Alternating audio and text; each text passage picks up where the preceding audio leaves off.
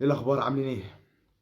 الزمالك دلوقتي كده خلاص طلعت عليه كم يعني اشاعات ان هو شبه مفلس. هو ما ينفعش طبعا يطلع يعلن افلاسه، عشان اللي مش عارف النادي اللي بيعلن افلاسه بيهبط اوتوماتيك للدرجه الثانيه او الدرجه الثالثه تقريبا، ان القانون ما اتغيرش. ده اخر حاجه انا اعرفها. اغلب الجمهور ده طلع بيطلب من مدرب يجي يقول لك تعالى اديني زقه.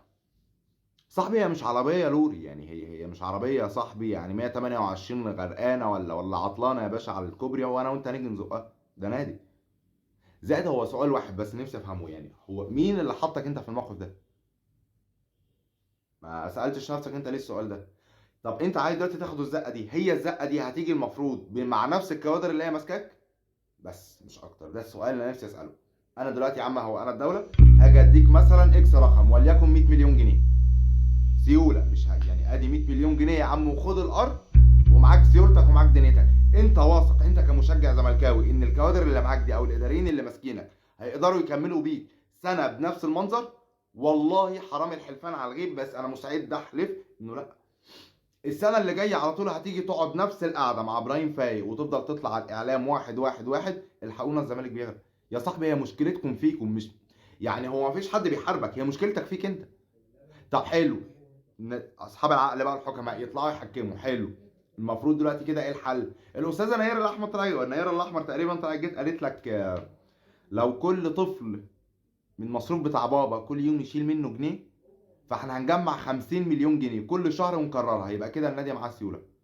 والله يعني انت شايفه ان هو ده الحل، لكن الحل مثلا فشل اداريين؟ لا. فشل قائمين على الكره؟ لا. طب الالعاب الصالات اي حاجه؟ لا خالص كده. ما فيش. زيرو فشل، زيرو صودا، زيرو دهون، زيرو اي حاجه. هو المهم عندك التبرعات، النادي يبقى فيه سيوله. لكن مين اللي بيتحكم في السيوله؟ انت من لا انت عاميه وخرصه وطرشه، ما بتشوفيش عماشه شيش بيش هنا عندك ما. فانت منين انت عايز فلوس، ومنين ان هي ديت الكوادر الاعلاميه بتاعتك، ومنين هي ديت الكوادر الاداريه بتاعتك؟ يعني حسين لبيب ده والله انت اما مسكت كشك سجاير اللي هيفلسوا لك يفلسوا، وهيطلب زقه من القهوجي اللي جنب منه.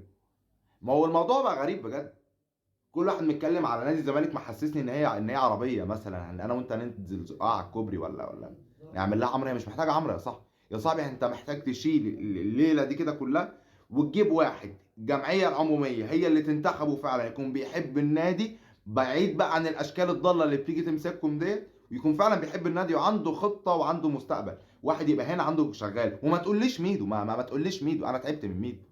يعني انا اهلاوي، انا تعبت لكم من ميدو، تعبت لكم من حازم امام، تعبت لكم من حسين لبيب، تعبت لكم من جون ادوارد. ما هو انت بص، انت جيت سلمت الجمل بمحمل لجون ادوارد عشان في الاخر ان هتيجي تتكلم